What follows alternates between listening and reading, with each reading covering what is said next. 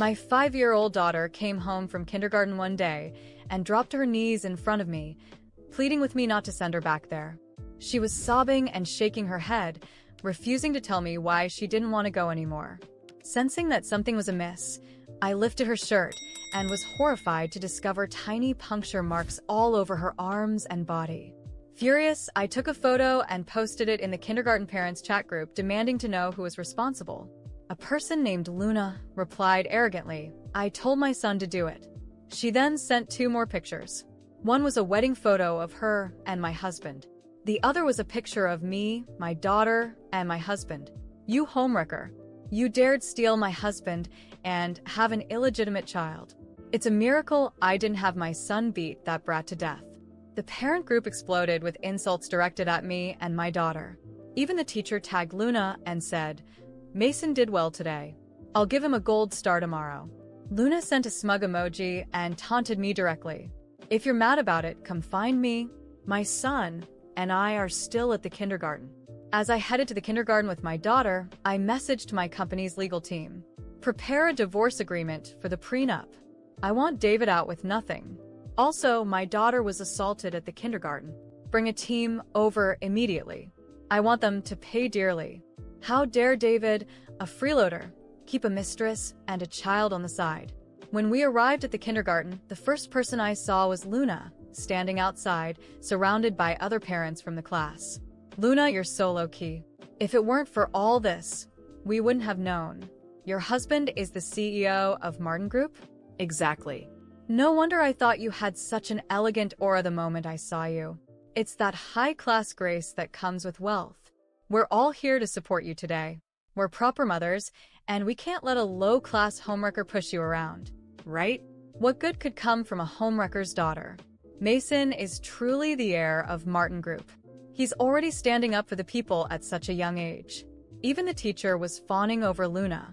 "Luna, let me know Mason's favorite foods, and we'll adjust the kindergarten menu to suit his taste from now on." Luna was basking in the praise. David had been freeloading off my family for years, doing nothing to give him some responsibility. I handed him control of the smallest branch of Martin Group. I never expected this would become Luna's source of pride and admiration as soon as they saw me. The parents who had been flattering her just moments ago immediately frowned and looked at me with disgust, as if I were something filthy and repulsive. The teacher walked up to me, her face cold, and said, "Miss Walker, I've been instructed by the principal to inform you that Emily is expelled effective immediately." I glared at her and asked coldly, "My daughter was attacked. Instead of seeking justice for her, you're expelling her." The teacher responded indifferently, "This is an elite kindergarten. The children who come here all come from wealthy or noble families. A child born from a homewrecker like you staying here would only damage our reputation." My expression darkened as I warned her coldly, "I suggest you investigate who the real homewrecker and illegitimate child are before speaking." Just as I finished speaking, Luna stormed over to me. She slapped me hard across the face. "How dare a filthy homewrecker like you flaunt yourself in front of me? Did you really think having a bastard child would let you take my place as Mrs. Jones?" The sudden slap left me stunned. The other parents began mocking me, pointing fingers. "You look decent, so why stoop to being a mistress and having a child? Mistresses are the shame of all women, and their kids are even worse." The insults and accusations attracted more bystanders who started pointing at me. Some even took out their phones to take pictures and videos and spat at me. I took off my $1 million coat and tossed it into the trash. Then I turned to face Luna directly. "First you told your son to bully my daughter, and now you're hitting me in public? Who gave you the audacity to act so lawlessly?" Luna arrogantly replied, "It's only right for a wife to slap a mistress. Besides, I'm the wife of the Martin Group CEO. Beating you and your filthy daughter is nothing. I could even take your lives, and it wouldn't matter." The other parents chimed in. "If you hadn't been a mistress, Luna wouldn't have hit you. You brought this on yourself. You're just a filthy mistress. Instead of keeping your head down, you're out here provoking us. Getting slapped is the least of what you deserve. Yeah, you got a taste for being a tramp, huh? Who are you pretending to be the innocent victim for? We're not like those men blinded by lust." Even the bystanders joined in on the insults. Each insult was more vicious than the last. This only emboldened Luna. She glared at my car behind me, eyes blazing with anger. "You filthy woman, spending my husband's money like it's nothing. How dare you drive a Rolls-Royce? A cheap mistress like you doesn't deserve this car. I hate mistresses more than anything. Every mistress on earth should die." As she spoke, she pulled out a key and scratched large letters across my car's surface. "Mistresses must die." I glanced at the glaring words and said coldly, "You'll soon realize how ironic those words are." Hearing this, Luna flew into a rage. "You filthy woman, living off my husband's money and acting all high and mighty.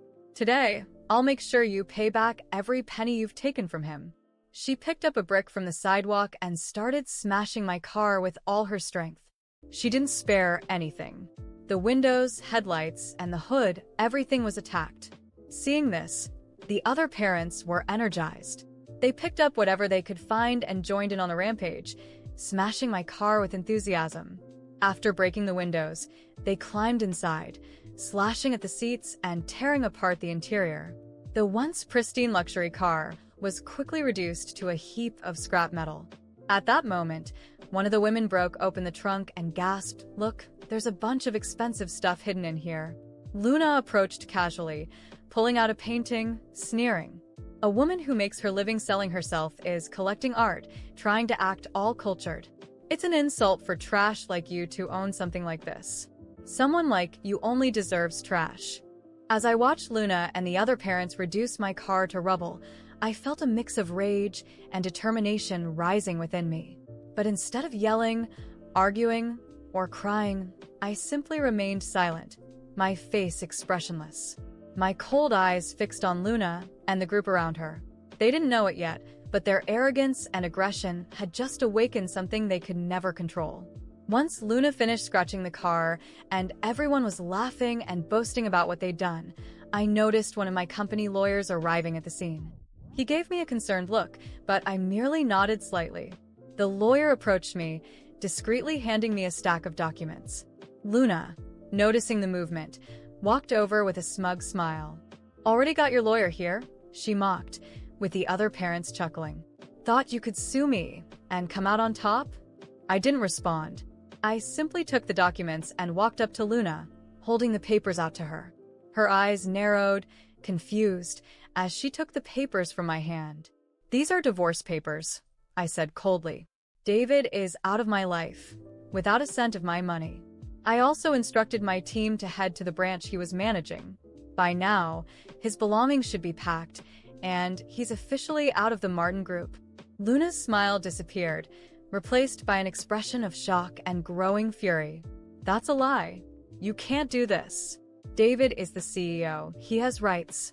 David was never the CEO.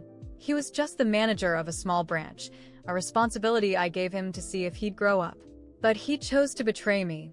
With you, a woman so low she thought destroying my car and bullying a child was the best way to show superiority. The parents around Luna began murmuring, confused and uneasy. The atmosphere shifted. Some of them started to back away, realizing that something was very wrong. Luna began to tremble with rage. "I'm the legitimate wife. You're just a mistress," she screamed. At that moment, the security team from my company arrived. There were 6 men, all in uniform, with an intimidating posture. They walked directly towards me, awaiting instructions. The parents surrounding Luna began to scatter, seeing that the situation was becoming serious. "I want you to ensure Luna and anyone else who participated in this destruction are detained," I ordered. "I already have enough evidence to charge them with vandalism, assault, and defamation. Also, my daughter was harmed. That will be dealt with legally too." The security guards moved quickly. 2 of them grabbed Luna by the arms as she struggled and yelled, trying to break free. The others began approaching the parents who were involved in destroying my car, who now looked terrified, not knowing what to do. "This is absurd. You can't do this," Luna shouted as she was led away. "I'll destroy you. You'll see." I paid no attention. I simply turned and walked over to the lawyer, who handed me another document. I took it and walked over to the teacher, who was watching the scene, pale and clearly scared. "Here is a court order," I said, handing her the document. "This kindergarten will be investigated for complicity in child abuse. My daughter will not be expelled, and any attempt to prevent her return will result in severe legal consequences. I have also alerted the media about what happened here today. I will hold a press conference to make sure everyone knows exactly what occurred, with names and evidence." The teacher took the paper, her hands trembling, unable to respond. Her arrogance had completely dissipated, replaced by evident fear. She looked at the document, and then at me, visibly at a loss for words. Luna was taken to the police car that had been called by my team. She was still shouting, trying to justify her actions, saying I was a homewrecker. But now, no one seemed to be listening to her. The other parents were also taken away, one by one, all clearly regretting what they had done. I saw some of them crying, begging to be released. But it was too late. They chose to follow Luna, and now they would face the consequences. At the end of it all, I looked at my daughter, who had been watching the scene in silence. I knelt down to her, hugging her tenderly. "No one will ever hurt you again, sweetheart. I promise," I whispered. She nodded, her eyes still teary, but there was a glimmer of hope in them. I took her hand and led her away from the scene.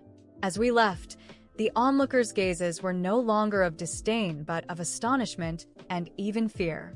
They saw what happens when you mess with someone you shouldn't. I wasn't just any woman. I was the head of the Martin Group, and no one, absolutely no one, got away with challenging me or hurting my daughter. This was the beginning of a new chapter, one in which I would do everything to protect those I loved and, at the same time, ensure that anyone who tried to destroy me faced justice, without mercy. As soon as I resolved the situation at the kindergarten and ensured that everyone involved was taken away by the police, I knew that legal justice alone would not be enough. People needed to know what those individuals were capable of, especially the institution that had the obligation to protect and educate children. I took out my phone and made a detailed post on all my social media platforms. In the post, I described every moment of my daughter's suffering, from the bullying to the injuries I found on her body. I explained how Luna ordered the attack, how the teacher was complicit, and how the kindergarten, instead of protecting an innocent child, decided to humiliate and expel her. I included photos of the marks on my daughter's body, videos of the parents destroying my car, and even a picture of the painting Luna pulled out of the trunk. My words were clear. This is the reality of an elite kindergarten that should care for children, but instead endorses abuse and violence. My daughter was hurt, humiliated, and now I demand justice, not just for myself, but for every child who has ever faced this and was silenced. The post went viral quickly. People from all over started sharing my story. The name of the kindergarten was in all the headlines. The kindergarten's Instagram was flooded with comments and criticism from outraged parents demanding answers, while the administration desperately tried to control the damage. Within a few days, the official profile of the kindergarten was deactivated, unable to handle the volume of accusations and pressure. The few remaining parents also began withdrawing their children, afraid of what could happen in a place where abuse was treated with indifference. Before the lawsuit even reached court, the kindergarten had to shut its doors. No sane parent wanted to keep their children in such a toxic institution. The location was surrounded by reporters, and the scandal only grew. I was approached by several TV networks to give interviews, and I told the story from beginning to end, without failing to expose Luna's, the teachers, and even my ex-husband David's involvement. The legal process continued, and in court, Luna and the teacher had no escape. With all the evidence presented, the videos, the witnesses who were intimidated to give testimony in my favor, and Luna's arrogant admission that she had incited her son to attack my daughter, both were found guilty. They were sentenced to prison for assault, complicity in child abuse, as well as defamation and vandalism. Additionally, the fine they had to pay was enormous. I made sure that every cent was put towards my daughter's future. All that dirty money they tried to use against me was now destined for her care and education, ensuring that nothing and no one would hurt her again. The expression on Luna's face when she heard the amount of the fine was priceless, All the money she bragged about receiving from my ex-husband would now be used to repair the damages she herself caused. And speaking of David, the divorce was finally official. I proved, without a shadow of a doubt, that the real mistress in the story wasn't me, but Luna. David tried to argue, tried to manipulate me, saying he had been deceived, but I no longer had the patience to listen to lies. He left with nothing, as he deserved, without any chance of reclaiming the small power he once had in my company. The last I heard of him, he was living off favors, unemployed, while trying to avoid creditors. In the end, I not only cleared my name and ensured justice was served, I showed that no one can intimidate, hurt, or belittle someone without consequence, especially my daughter. She returned to attending a new school, surrounded by love and care, and I made sure it was the best possible. What Luna and those parents did was not just an attack against me, but against everything I had built, and most importantly, against my daughter. They tried to destroy us, but only gave me more strength to fight. And every one of those people paid dearly for underestimating the strength of a mother determined to protect those she loves.